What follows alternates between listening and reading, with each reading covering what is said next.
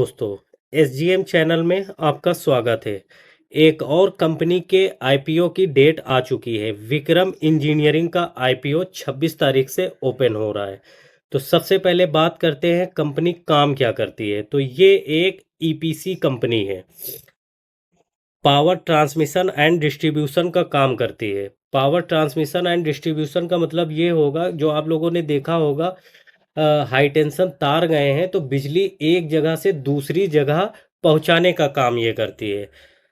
अभी एक स्कीम चल रही है, हर घर जल योजना। तो वाटर इंफ्रास्ट्रक्चर में ये कंपनी डिज़ाइन से लेकर एग्जीक्यूशन तक का काम करती है। कैसे पाइपलाइन बिछानी है, कैसे पानी घर तक पहुंचाना है। उसी तरह रेलवे इंफ्रास्ट्रक्चर में भी काम करती है। सोलर एनर्जी में आप लोगों ने देखा होगा, एक गवर्नमेंट की एक और स्कीम चल रही है, हर घर में सोलर पैनल गवर्नमेंट लगा रही है, उस पर सब्सिडी वगैरह दे रही है।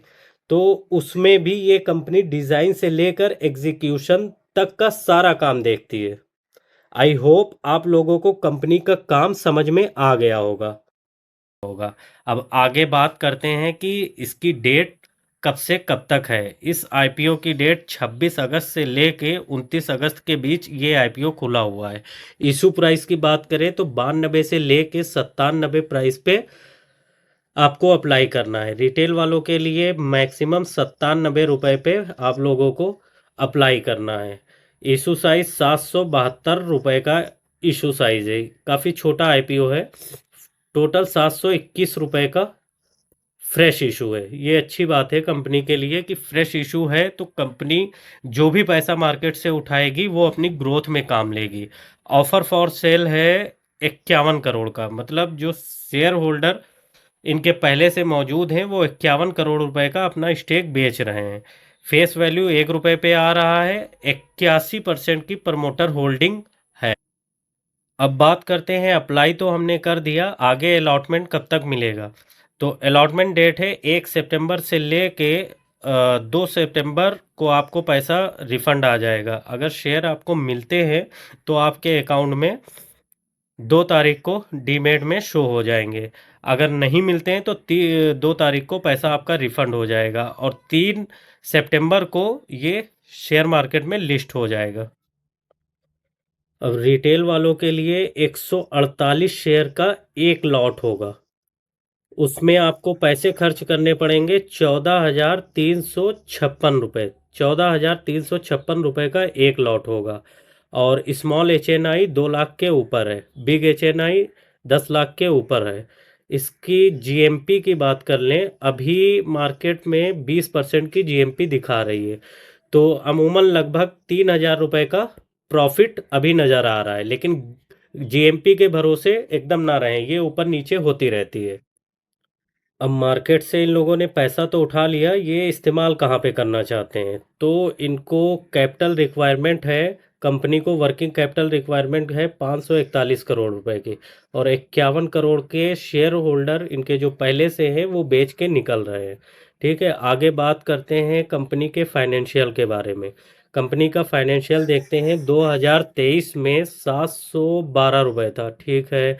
2024 में बढ़ के 959 करोड़ रुपए हो गया, ठीक है, ग्रोथ हो रही है।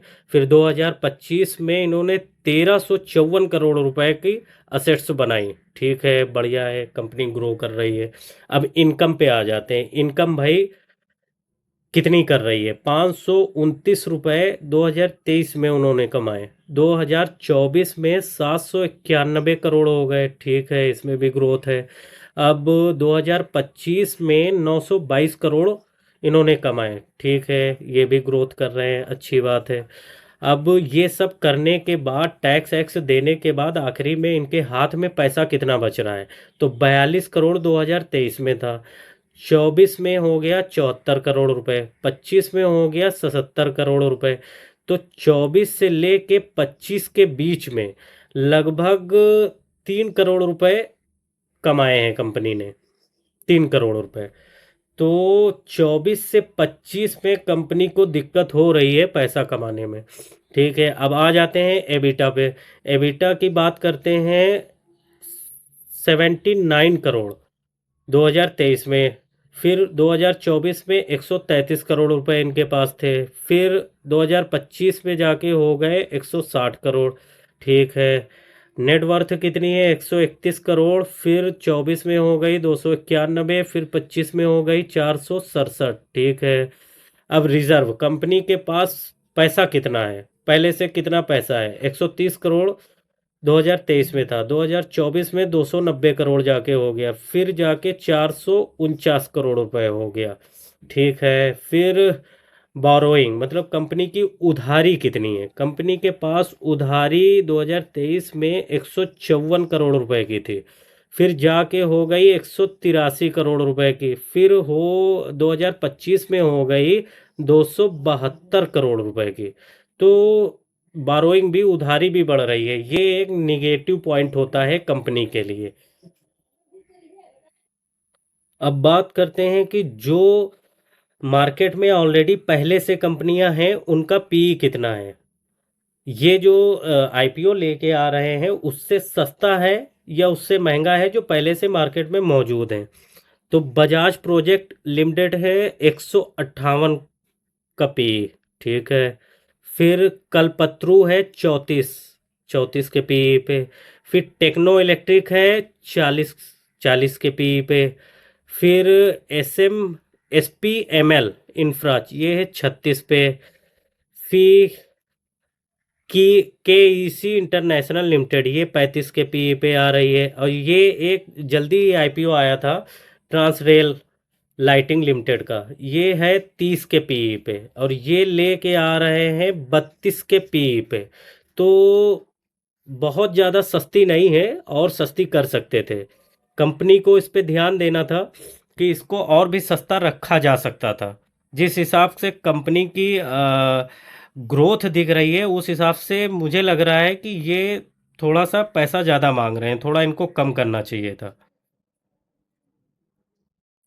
इन्फॉर्मेशन अच्छी लगी हो तो लाइक और सब्सक्राइब करना ना भूलें।